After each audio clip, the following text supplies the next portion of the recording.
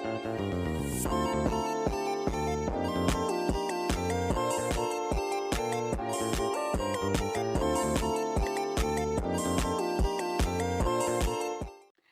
semuanya, hai orang hebat, selamat datang di channel Silviana di Isnaini. Saya adalah mahasiswa Prodi Pendidikan Matematika di Universitas Negeri Surabaya. Di sini nih, kita akan membahas tentang teori behavioristik yang dikembangkan oleh dua ilmuwan terkenal, yaitu Ivan Pavlov dan Bruce Frederick Skinner. Kita akan melihat bagaimana eksperimen dua ilmuwan ini yang memberikan dasar penting bagi pemahaman kita tentang teori behavioristik. Nah, tahukah Anda tentang teori behavioristik? Untuk membahas materi ini, mari kita simak video ini sampai selesai.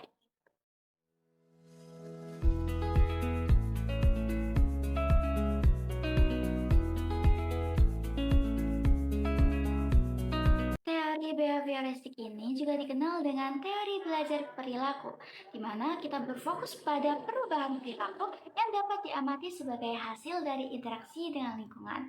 Dalam teori ini, belajar dianggap terjadi ketika ada perubahan dalam respons seseorang atau hewan terhadap stimulus tertentu.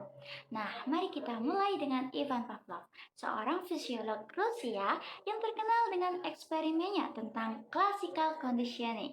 Nah, apa sih classical conditioning? Classical conditioning adalah model pembelajaran yang menggunakan stimulus untuk membangkitkan rangsangan secara alamiah melalui stimulus yang lain. Secara sederhananya, mengkondisikan klasik merujuk pada sebuah atau sejumlah prosedur pelatihan di mana satu stimulus atau rangsangan muncul menggantikan stimulus yang lainnya dalam mengembangkan suatu respon. Pada tahun 1927, Pavlov mengadakan eksperimen pada anjing. Ketika seekor anjing yang lapar melihat daging, maka anjing akan mengeluarkan air liur. Nah, rangsangan ini memicu respon secara otomatis tanpa pelatihan atau pengkondisian sebelumnya. Nah, ini dinamakan dengan unconditional stimulus. Ketika seekor anjing tersebut diberi rangsangan lain, diberi seperti dering bell, anjing tersebut tidak menghasilkan air liur karena rangsangan ini tidak memiliki pengaruh. Nah, ini disebut dengan neutral stimulus. Ketika bel dan daging disajikan bersamaan beberapa kali, dering bell sudah cukup untuk membuat anjing mengeluarkan air liur. Nah, Pavlov memperkenalkan suara bel setiap kali dia memberikan makanan kepada anjing. Yang awalnya suara bel tidak menyebabkan anjing melakukan air liur, namun setelah beberapa kali dibunyikan bersamaan dengan disajikannya makanan, anjing mulai mengeluarkan air liur hanya dengan mendengarkan suara bel.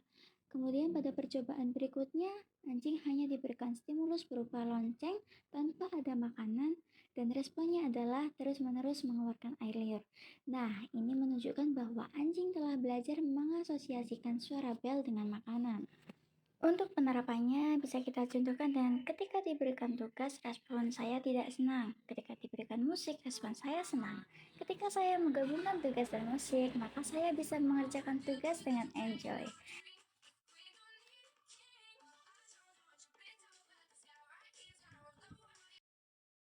Nah, selanjutnya kita akan membahas tentang Skinner, seorang psikolog Amerika yang terkenal dengan teori conditioning operant.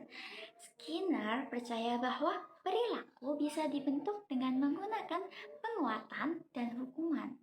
Beberapa perilaku manusia jelas didorong oleh rangsangan tertentu, sama seperti anjingnya Pavlov. Kita mengeluarkan air liur saat lapar dan melihat makanan yang menggugah selera. Namun, B.F. Skinner mengusulkan bahwa perilaku refleksif hanya menyumbang sebagian kecil dari seluruh tindakan. Skinner mengusulkan kelompok perilaku yang lain yang diberi dengan label perilaku aberran karena mereka beroperasi di lingkungannya tanpa adanya rangsangan yang tidak terkondisi, seperti makanan. Karya Skinner berfokus pada hubungan antara perilaku dan konsekuensinya. Eksperimen Skinner yang terkenal melibatkan tikus yang ditempatkan di kotak Skinner. Kotak tersebut dilengkapi dengan tuas yang bila ditekan akan mengeluarkan makanan. Skinner mengamati bahwa tikus dengan cepat mengetahui bahwa menekan tuas akan menghasilkan hadiah dan mereka akan terus melakukannya untuk mendapatkan lebih banyak makanan. Ada beberapa prinsip dari teori ini. Yang pertama, ada peran konsekuensi. Prinsip paling penting dari teori pembelajaran perilaku adalah bahwa perilaku berubah sesuai dengan perubahan yang terjadi konsekuensi. Konsekuensi yang menyenangkan dapat memperkuat dan meningkatkan seseorang dalam melakukan suatu perilaku. Sedangkan jika konsekuensi yang tidak menyenangkan, maka dapat melemahkan atau mengurangi perilaku. Jika siswa senang membaca buku, mereka mungkin akan lebih sering membaca. Jika mereka merasa isi buku ini membosankan, maka seseorang akan lebih jarang untuk melakukan membaca buku. Nah, yang kedua, penguat. Penguat adalah konsekuensi apapun yang memperkuat, yaitu meningkatkan frekuensi suatu perilaku. Nah, ada beberapa penguat. Ada penguat primer, penguat sekunder, penguat positif, penguat negatif, penguat intrinsik, penguat ekstrinsik. Nah, penguat primer ini yaitu penguat yang berasal dari kebutuhan dasar atau primer. Contohnya untuk penerapannya, setelah mengerjakan tugas, saya makan nasi goreng sebagai penguat dasar agar dapat melanjutkan pekerjaan saya kembali. Jadi ya, kita butuh kebutuhan dasar agar dapat memperkuat kita dalam melakukan suatu perilaku. Nah, penguat sekunder yaitu penguat yang berasal dari kebutuhan yang disesuaikan. Nah, contohnya, kakak saya memberi pujian ketika saya berhasil mendapatkan nilai 100 nih di ujian matematika. Hal ini memberikan saya lebih percaya diri menghadapi ujian matematika dan lebih semangat lagi dalam belajar agar mendapatkan nilai yang sempurna.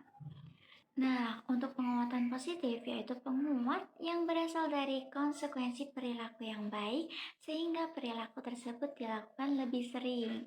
Contohnya, ketika saya mendapatkan juara 1 di kelas, ibu saya akan memberikan hadiah berserta pujian juga. Nah, jadi setiap tahun saya akan berusaha untuk mempertahankan juara 1 saya agar bisa mendapatkan suatu konsekuensi yang bagus, yaitu pujian beserta hadiah yang diberikan oleh orang tua saya. Nah, itu contohnya. Selanjutnya ada penguatan negatif. Penguat ini bukan hukuman, namun diberi hal yang tidak disenangi untuk menghilangkan perbuatan siswa yang buruk atau tidak disukai, sehingga menjadi lebih baik. Nah, contohnya ketika saya terlambat masuk kelas, maka saya mendapatkan 5 soal dari guru saya karena sebagai syarat mengikuti kelas. Hal ini membuat para muridnya tidak berani untuk datang terlambat. Nah, ada juga penguat intrinsik. Penguat intrinsik yaitu berasal dari dalam diri individu atau dari diri sendiri. Contohnya, ketika saya ingin sekolah ke luar negeri dan saya tahu jika pandai berbahasa Inggris bisa membawa saya menggapai keinginan saya untuk sekolah di luar negeri. Nah, saya akan lebih bersemangat untuk belajar bahasa Inggris. Terakhir ada penguat ekstrinsik, yaitu penguat yang berasal dari luar atau dari lingkungan. Contohnya, karena lingkungan keluarga saya adalah semua berprofesi sebagai guru nih, saya juga berkeinginan menjadi seorang guru, sehingga saya bersemangat untuk mengejar impian saya, mengejar pendidikan, belajar micro teaching, belajar public speaking, agar dapat mencapai keinginan saya menjadi seorang guru. Nah, semua itu adalah contoh penerapan yang dapat kita terapkan ketika kita mengajarkan kepada siswa. Selanjutnya ada hukuman. Hukuman yaitu konsekuensi yang tidak diinginkan karena tujuannya untuk memberikan efek jerah. Hukuman ada dua. presentation, dan juga removal. Presentation ini adalah hukuman secara langsung, kalau yang removal adalah seperti hukuman penghapusan atau menghilangkan hak digantikan dengan hal yang tidak diinginkan. Contohnya seperti kehilangan hak istimewa, harus tetap tinggal selama jam istirahat karena belum mengerjakan pekerjaannya atau belum selesai mengerjakan soal, dan menerima penahanan sepulang sekolah, seperti itu. Nah, ada beberapa nih contoh penerapan dalam pendidikan seperti yang sudah saya jelaskan di penguat.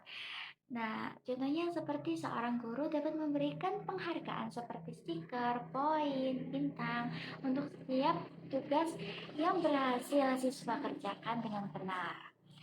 Atau juga dapat memberikan hukuman nih berupa pengurangan waktu bermain jika siswa tidak menyelesaikan tugasnya.